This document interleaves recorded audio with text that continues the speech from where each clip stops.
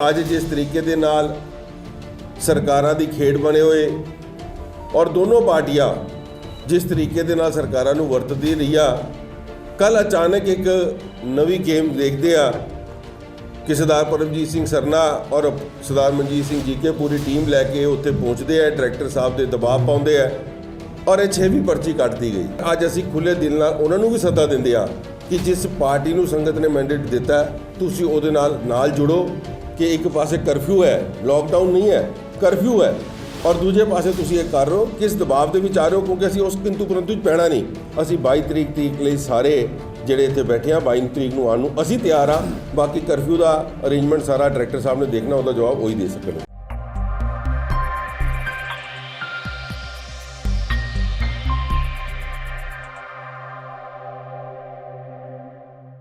ਵਾਹਿਗੁਰੂ ਜੀ ਕਾ ਖਾਲਸਾ, ਵਾਹਿਗੁਰੂ ਜੀ ਕੀ ਫਤਿਹ।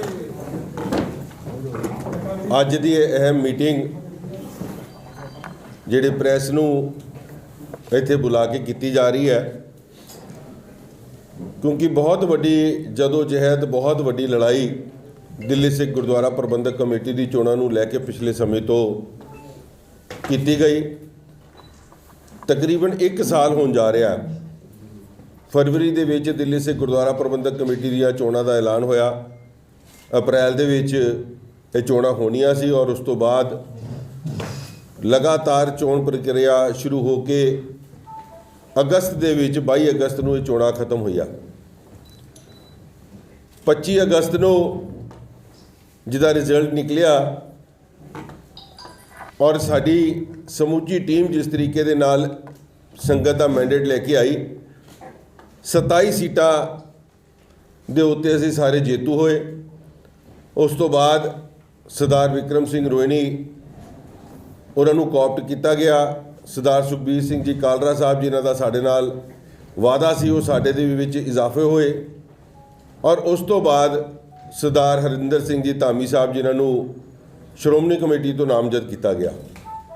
ये 30 मैंबरां दा जिहड़ा एक टीम बनी, टीम पूरी दी पूरी जिहड़ी संगत वालों चुनी गई।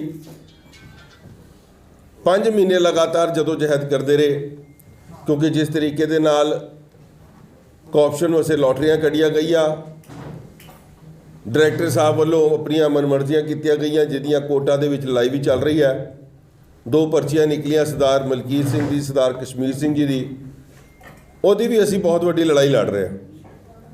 मगर जिस तरीके दे नाल पिछले हफ्ते एक 6वीं पर्ची होर कड्ढी गई, मैं समझदा कि पिछले 50 साल के दिल्ली सिख गुरुद्वारा प्रबंधक कमेटी के इतिहास दे विच कदी इहो जिहा नहीं होया कि एक तो बाद दूजी पर्ची और उस तो बाद कभी तीजी निकली होए। सिर्फ तो सिर्फ 2 पर्चियां कढ़िया जांदियां और जिहड़ी भी सिंह सभा का प्रधान उत्थे होए भावें उहदा नाम लिस्ट है या नहीं, वो सिंह सभा अपना फाइनल करके भेजदी है कि साड़ी पार्ट इस वक्त गुरुद्वारे का किहड़ा प्रधान इस वक्त उत्थे नामजद है जो कौन सेवा कर रहा है। यदि सब तो वड्डी मिसाल है कि 2017 के इलैक्शन दे विच जद की नाम से उन्होंने शिवचरण सिंह जी लांबा पर्ची जिस वक्त निकली उत्थे सरदार कुलवंत सिंह जी के प्रधानगी के नाम के उत्ते गुरुद्वारा साहब च सी, मगर वो मौजूदा प्रधान सी इस करके उन्होंने चुनिया गया और किसी ने उहदे उत्ते ऑब्जैक्शन भी नहीं की। मगर अज जिस तरीके दे नाल सरकारां दी खेड बने हुए और दोनों पार्टियां जिस तरीके दे नाल सरकारां नूं वरतदी रहियां कल अचानक एक नवी गेम देखते आ कि सरदार परमजीत सिंह सरना और सरदार मनजीत सिंह जीके पूरी टीम लैके उत्थे पहुँचते हैं डायरैक्टर साहब के दबाव पाउंदे आ और ये 6वीं पर्ची कटती गई। मैं समझदा जिहड़ी लड़ाई असी कोर्टां दे विच लड़ रहे हैं उन्होंने अगे लड़ते रहांगे, मगर साडी जिम्मेवारी बनती सी बतौर चुने हुए नुमाइंदा और साडी जिम्मेवारी सी क्योंकि असी पहले भी प्रबंध संभाल रहे हैं और अगे भी संगत ने सानू मैंडेट दिता है। सो असी उस गल नूं एक्सैप्ट करते हुए कि लड़ाई भावें असी कोर्ट च लड़ांगे, मगर जो डायरैक्टर साहब ने अज नोटिफिकेशन कढ़िया 22 तरीक की चोणां होण जा रही है।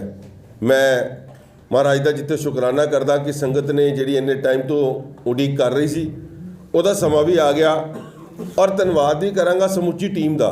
ਸਮੁੱਚੀ ਟੀਮ ਜਿਹੜੇ 30 ਦੇ 30 ਮੈਂਬਰ ਅਸੀਂ ਜਿੱਤ ਕੇ ਆਏ ਸੀ, ਅੱਜ ਸਾਰੇ ਇੱਥੇ ਤੁਹਾਡੇ ਸਾਹਮਣੇ ਬੈਠੇ ਆ ਔਰ ਸਾਰਿਆਂ ਨੇ ਇੱਕ ਮਤ ਹੋ ਕੇ ਆਪਣੀ ਟੀਮ ਦਾ ਸਾਥ ਦੇਣਾ ਹੈ ਔਰ ਸਭ ਨੇ ਇਸ ਗੱਲ ਦਾ ਵਚਨ ਕੀਤਾ ਕਿ ਅਸੀਂ ਬਿਲਕੁਲ ਨਾਲ ਰਵਾਂਗੇ, ਕਿਉਂਕਿ ਕਈ ਜਗ੍ਹਾ ਦੇ ਉੱਤੇ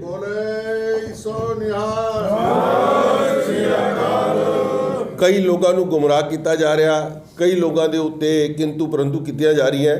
ਮਗਰ ਅੱਜ ਮੈਨੂੰ ਖੁਸ਼ੀ ਹੈ ਕਿ ਜਿਸ ਤਰੀਕੇ ਦੇ ਨਾਲ ਅਸੀਂ ਸਾਰੇ ਇੱਥੇ ਇਕੱਠੇ ਹੋਏ ਆ, ਇਸ ਗੱਲ ਦੇ ਉੱਤੇ ਸਭ ਨੇ ਇੱਕ ਮਤ ਬਣਾਈ ਹੈ ਕਿ ਸੰਗਤ ਨੇ ਸਾਨੂੰ ਚੁਣ ਕੇ ਭੇਜਿਆ ਔਰ ਸਾਡੀ ਜ਼ਿੰਮੇਵਾਰੀ ਬਣਦੀ ਹੈ ਕਿ ਅਸੀਂ ਦਿੱਲੀ ਸੇ ਗੁਰਦੁਆਰਾ ਪ੍ਰਬੰਧਕ ਕਮੇਟੀ ਦੀ ਉਹ ਕਾਰਜ ਕਰ ਸਕੀਏ ਜਿਹਦੇ ਵਿੱਚ ਸਾਨੂੰ ਸੰਗਤ ਨੇ ਚੁਣ ਕੇ ਭੇਜਿਆ।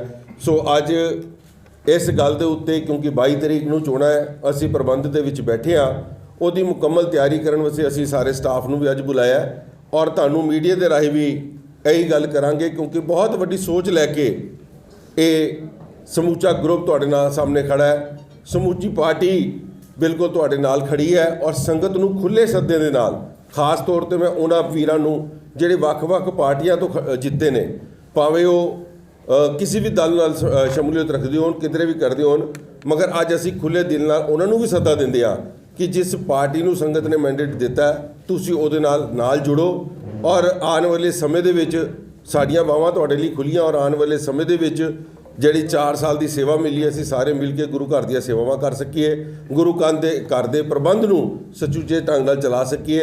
ਇਹੀ ਮਨਸ਼ਾ ਲੈ ਕੇ ਜਿਸ ਤਰੀਕੇ ਨਾਲ ਅਸੀਂ ਚੋਣਾਂ 'ਚ ਗਏ ਸੀ, ਅੱਜ ਵੀ ਸਾਰੇ ਇਸ ਤਰੀਕੇ ਖੜੇ ਆ। ਸੋ ਮੈਂ ਸਾਰਿਆਂ ਨੂੰ ਮੈਂਬਰ ਸਾਹਿਬਾਨ ਜਿਹੜੇ ਜਿੱਤ ਕੇ ਆਏ ਨੇ, ਕਿਸੇ ਵੀ ਪਾਰਟੀ ਦਾ ਹੋਏ, ਅੱਜ ਮੈਂ ਮੀਡੀਆ ਰਾਹੀਂ ਖੁੱਲ੍ਹਾ ਸੱਦਾ ਦਿੰਦਾ ਕਿ ਉਹ ਪਾਰਟੀ ਦੇ ਨਾਲ ਜੁੜ ਕੇ, ਸਾਡੇ ਨਾਲ ਜੁੜ ਕੇ ਦਿੱਲੀ ਸੇ ਗੁਰਦੁਆਰਾ ਪ੍ਰਬੰਧਕ ਕਮੇਟੀ ਦੀ ਸੇਵਾ ਕਰ ਸਕਣ। ठीक है जी। कालका साहब, जो आज प्रेस कॉन्फ्रेंस की गई है, क्या शक्ति प्रदर्शन दिखाने की कोशिश की गई है? सारे मेंबर क्योंकि एकजुट नजर आ रहे हैं, क्योंकि पिछले दिनों कुछ मेंबर अलग चलते थे, कुछ मेंबर अलग चलते थे। देखो, शक्ति प्रदर्शन नहीं होता ये, क्योंकि बड़ा समय से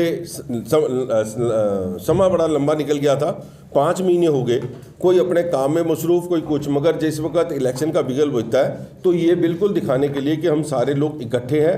किसी के ऊपर क्योंकि बहुत भ्रम फैलाए जा रहे हैं, रात को 2-2 बजे तक लोगों को तंग किया जा रहा है, 1:30 बजे तक कि हमारे पास इतने बंदे टूट के आ गए। आज सबके ये कपाट खुलने चाहिए, आज नज़रें खुलनी चाहिए कि समूची की समूची 30 मेंबरों की टीम सारी इकट्ठी बैठी है।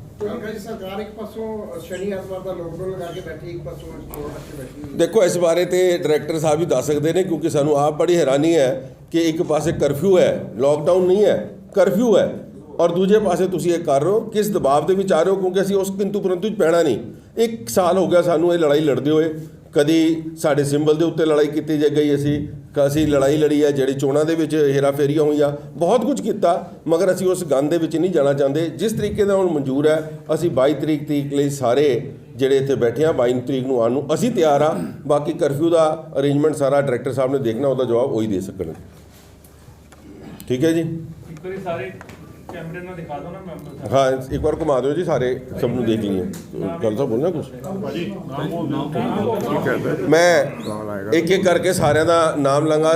ਸਰਦਾਰ ਸਤਿੰਦਰਪਾਲ ਸਿੰਘ ਜੀ ਨਾਗੀ ਜੀ, ਸਰਦਾਰ ਜਸਪ੍ਰੀਤ ਸਿੰਘ ਜੀ ਕਰਮ ਸਰ, ਸਰਦਾਰ ਰਮਨ ਜੀ ਥਾਪੜ ਸਾਹਿਬ, ਸਰਦਾਰ ਸਰਬਜੀਤ ਸਿੰਘ ਵਿਰਕ ਸਾਹਿਬ, ਸਰਦਾਰ ਪਰਵਿੰਦਰ ਸਿੰਘ ਜੀ ਲੱਕੀ, ਸਰਦਾਰ ਜਸਬੀਰ ਸਿੰਘ ਜੀ ਜੱਸੀ, ਸਰਦਾਰ ਗੁਰਦੇਵ ਸਿੰਘ ਜੀ, ਸਰਦਾਰ ਅਮਰਜੀਤ ਸਿੰਘ ਜੀ ਪਿੰਕੀ ਜੀ, ਸਰਦਾਰ ਸੁਜੀਤ ਸਿੰਘ ਜੀ, ਸਰਦਾਰ ਵਿਕਰਮ ਸਿੰਘ ਜੀ, ਸਰਦਾਰ ਬਲਬੀਰ ਸਿੰਘ ਜੀ, ਸਰਦਾਰ ਸੁਖਬੀਰ ਸਿੰਘ ਜੀ ਕਾਲਰਾ ਸਾਹਿਬ, ਸਰਦਾਰ ਜਗਦੀਪ ਸਿੰਘ ਜੀ ਕਾਲੋ, ਸਰਦਾਰ MPS ਚੱਡਾ ਜੀ, ਮੈਂ ਖੁਦ ਬੀਬੀ ਰਣਜੀਤ ਕੌਰ ਜੀ, ਸਰਦਾਰ ਹਰਵਿੰਦਰ ਸਿੰਘ ਜੀ KP ਜੀ, ਸਰਦਾਰ ਰਮਿੰਦਰ ਸਿੰਘ ਸਵੀਟਾ ਜੀ, ਸਰਦਾਰ ਅਮਰਜੀਤ ਸਿੰਘ ਜੀ ਫਤਿਹਨਗਰ, ਸਰਦਾਰ ਆਤਮਾ ਸਿੰਘ ਜੀ ਲੁਬਾਣਾ, ਸਰਦਾਰ ਭੁਪਿੰਦਰ ਸਿੰਘ ਜੀ ਗਿੰਨੀ, ਸਰਦਾਰ ਜਸਪ੍ਰੀਤ ਸਿੰਘ ਜੀ ਜੱਸਾ, ਸਰਦਾਰ ਸੁਖਵਿੰਦਰ ਸਿੰਘ ਬੱਬਰ, ਸਰਦਾਰ ਰਜਿੰਦਰ ਸਿੰਘ ਜੀ, ਔਰ ਸਰਦਾਰ ਭੁਪਿੰਦਰ ਸਿੰਘ ਪੁੱਲਰ, ਸਰਦਾਰ ਰਮਨਜੋਤ ਸਿੰਘ ਪ੍ਰਿੰਸ, ਔਰ ਸਰਦਾਰ ਹਰਜੀਤ ਸਿੰਘ ਜੀ ਪੱਪਾ ਜੀ, ਔਰ ਗੁਰਮੀਤ ਸਿੰਘ ਜੀ ਭਾਟੀਆ, ਜਿਹੜੇ ਸਾਡੇ ਮੈਂਬਰ ਹੈਗੇ ਆ। ਉਹਨਾਂ ਨੂੰ ਕੋਵਿਡ ਕਰਕੇ ਜਿਹੜੀ ਪ੍ਰੋਬਲਮ ਚੱਲ ਰਹੀ ਹੈ, ਕੋਲਡ ਦਾ, ਉਹਨਾਂ ਦਾ ਜਿਹੜਾ ਬੇਟਾ ਹੈ, ਉਹ ਭਤੀਜਾ ਉਹਨਾਂ ਨੂੰ ਰਿਪਰੈਜ਼ੈਂਟ ਕਰਨ ਇੱਥੇ ਪਹੁੰਚਿਆ। ਸੋ ਸਮੁੱਚੀ ਜਿਹੜੀ ਟੀਮ ਹੈ ਉਹ ਇੱਥੇ, ਹਾਂ ਉਹ ਨੋਨੀ ਜੀ ਕਿਸੇ ਦੀ ਡੈਥ ਦੇ ਉੱਤੇ ਗਏ ਨੇ। ਸੋ ਇਸ ਕਰਕੇ ਪੱਪੂ ਦਾ ਨਾਮ ਕਿਹੜੇ ਪੱਪੂ ਜੀ ਬੈਠੇ, ਮੈਂ ਬੋਲਦਾ ਸਾਰਿਆਂ ਦੇ ਨਾਮ ਜਿਹੜੇ ਬੈਠੇ ਆ, ਪੂਰੇ 30 ਦੇ 30 ਮੈਂਬਰ ਇੱਥੇ 29 ਬੈਠੇ ਆ ਔਰ ਤਾਮੀ ਸਾਹਿਬ ਜਿਹੜੇ 22 ਤਰੀਕ ਸਵੇਰੇ ਇੱਥੇ ਆ ਜਾਣਗੇ ਇਲੈਕਸ਼ਨ ਦੇ ਸਮੇਂ ਦੇ ਵਿੱਚ। ਸੋ ਸਾਰਿਆਂ ਦੀ ਸ਼ਮੂਲੀਅਤ ਇੱਥੇ ਤੁਹਾਨੂੰ ਅਸੀਂ ਦਿਖਾਈ ਹੈ ਔਰ ਸਾਰੇ ਦੇ ਸਾਰੇ ਅਸੀਂ ਇਕਜੁੱਟ ਹੋ ਕੇ ਇੱਕੋ ਫੈਸਲੇ ਦੇ ਥੱਲੇ ਚੱਲਾਂਗੇ, ਇਹ ਸਭ ਨੂੰ ਦੱਸਿਆ।